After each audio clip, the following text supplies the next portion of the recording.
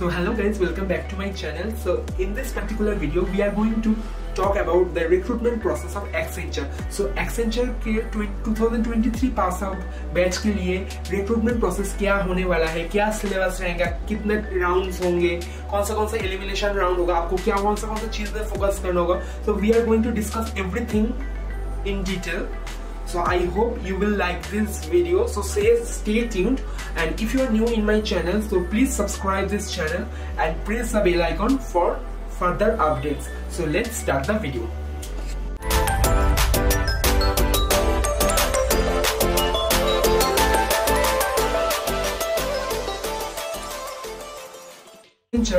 Freshers के लिए दो पोस्ट में हायर करते हैं.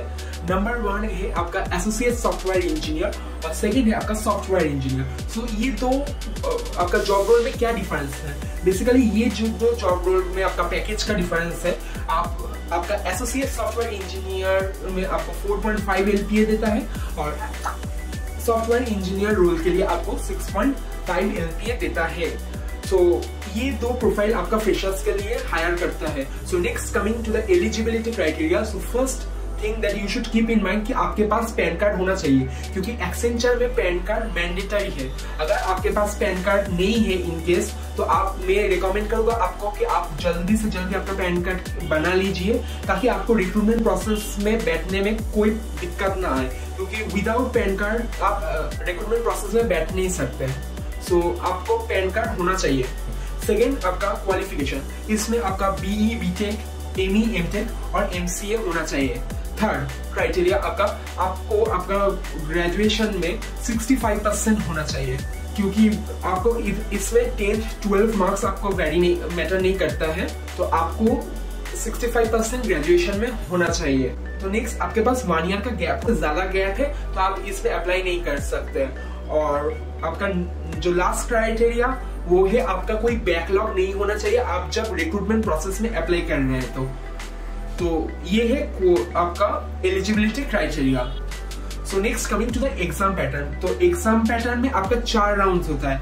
4 राउंड्स में एक कॉग्निटिव एंड टेक्निकल असेसमेंट होता है, सेकंड कोडिंग असेसमेंट होता है, थर्ड आपका कम्युनिकेशन असेसमेंट होता है, फोर्थ आपका टेक्निकल एंड HR इंटरव्यू होता है. फर्स्ट जो राउंड है कॉग्निटिव एंड टेक्निकल असेसमेंट, इसमें क्या क्वेश्चंस रहता है? इसमें आपका MCQ ऑब्जेक्टिव क्वेश्चंस रहता है, जिसमें 90 ऑब्जेक्टिव क्वेश्चन आपको दिया जाएगा, आपको 90 मिनट्स में सॉल्व करना होगा.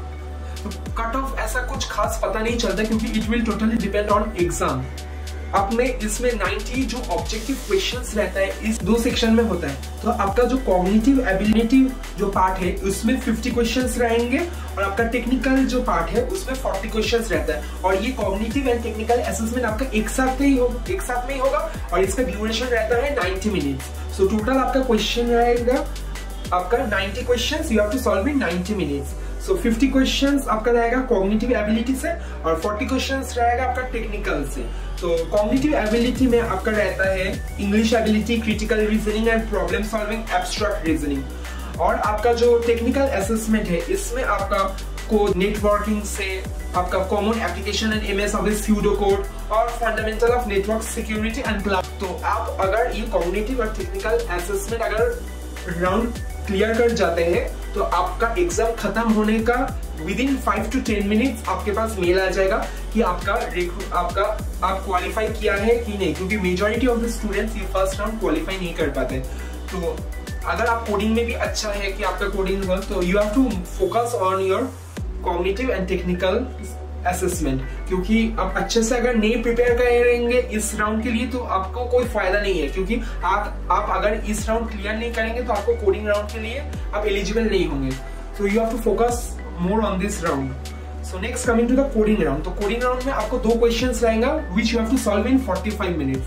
तो इसमें आपको 2 क्वेश्चंस रहेंगे, एक आपका इजी रहता है, एक मीडियम या टफ रहता है, एक आपका नॉर्मल कोडिंग क्वेश्चंस रहता है, एक आपका डेटा स्ट्रक्चर रिलेटेड रहता है. तो ये वेरी करता है, बट एक medium to high level question रहेगा, एक इजी रहेगा. तो इसमें आप कौन कौन से प्रोग्रामिंग लैंग्वेज यूज कर सकते हैं? तो इसमें आप C++, .NET, Java and Python use कर सकते. तो 2021 तक ये कोडिंग राउंड आपका नॉन एलिमिनेशन राउंड था, ये एलिमिनेशन राउंड नहीं था, बट 2022 से आपका ये राउंड एलिमिनेशन राउंड हो गया है।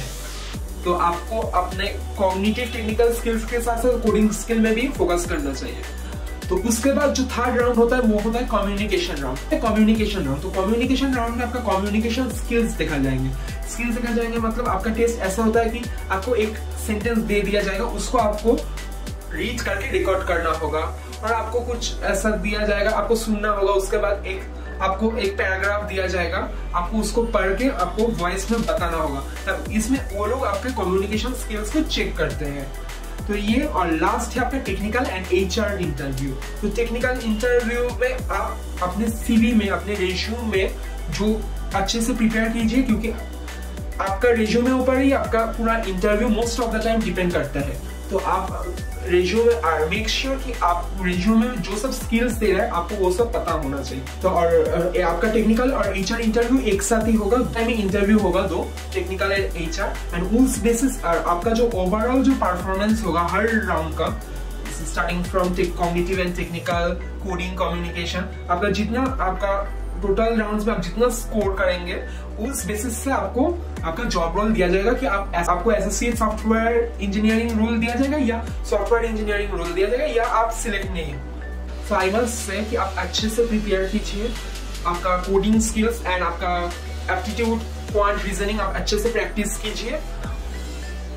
तो आपका इंटरव्यू राउंड क्लियर हो जाएगा, और आपको इंटरनेट में या यूट्यूब में ऐसा बहुत सारे मटेरियल्स मिल जाएगा, आपको जहाँ से आप प्रैक्टिस कर सकते हैं। I hope you like this video. So if you like this video then give a big thumbs up and see you. So thank you guys.